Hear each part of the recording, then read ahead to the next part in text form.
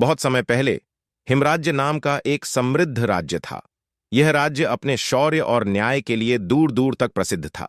इसके राजा विक्रम सिंह अपनी प्रजा के प्रति अत्यंत न्यायप्रिय और दयालु थे। उनकी रानी आर्या बुद्धिमत्ता और सौंदर्य की प्रतिमूर्ति थीं। राज्य का सेनापति रणवीर अपनी निष्ठा और अद्वितीय युद्ध कौशल के लिए जाना जाता था। एक रात रानी आर्या ने सपना देखा जिसमें एक रहस्यमय व्यक्ति उन्हें एक प्राचीन खजाने का रहस्य बता रहा था। खजाने की रक्षा एक श्रापित योद्धा कर रहा था जिसे केवल सत्य का हथियार ही हरा सकता था।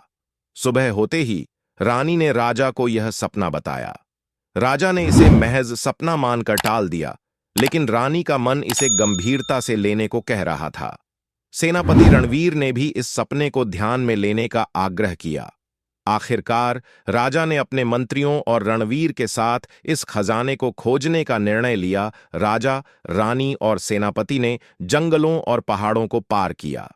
रास्ते में उन्हें कई चुनौतियों का सामना करना पड़ा। अचानक उनका सामना एक बूढ़े साधु से हुआ जिसने उन्हें चेतावनी दी, यह खजाना तुम्हें तभी मिलेगा जब तुम अपने भीतर के डर और लोभ पर विजय पाओगे। अंततः वे खजाने की गुफा तक पहुंचे। जैसे ही उन्होंने गुफा में प्रवेश किया, एक विशाल श्रापित योद्धा प्रकट हुआ। उसकी तलवार से उठती आग सबके होश उड़ा रही थी। रणवीर ने बहादुरी से योद्धा का सामना किया, लेकिन हर बार निष्फल था। रानी ने अचानक याद किया कि सत्य का हथियार ही योद्धा को हरा सकता है।